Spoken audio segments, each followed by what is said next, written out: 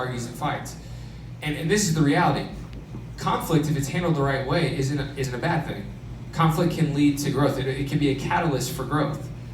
But if it's handled in the wrong way, it can also be a catalyst for destruction. It can tear you apart. And you have to be responsible even in conflict, especially in conflict.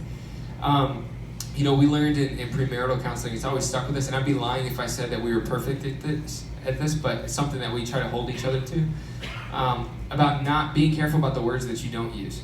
Like, don't use words like always, don't use words like never, don't use words like you only, don't paint things with a broad brush.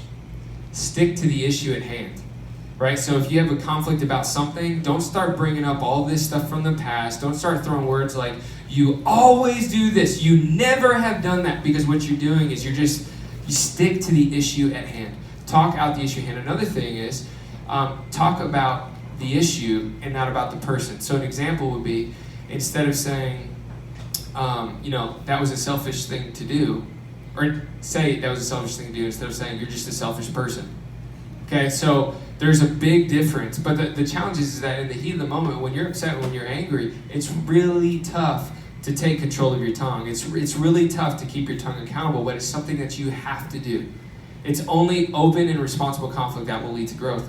And we even realized early on, Faith's conflict style was like she would just allow things to simmer, like below the surface.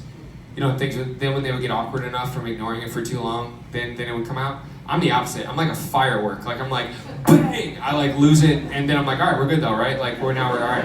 And so we had to kind of meet in the middle. And I remember early on, I haven't done this in a while, but I remember early on, a few times I was like, I just have to walk away.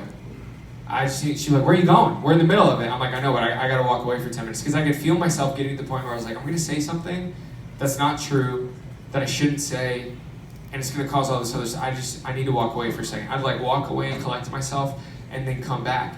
And the reality is this, once you say something, you can't take it back. I mean, once it leaves you can apologize for it, but you can't take it back. Once that person hears those words, you can't take it back. And a lot of times it's things that you don't mean. It's things that if you're honest with yourself, you don't really mean. But words hurt. And so healthy communication allows for healthy conflict, but it has to be done in an open and responsible way. But you're not going to get anywhere without healthy communication.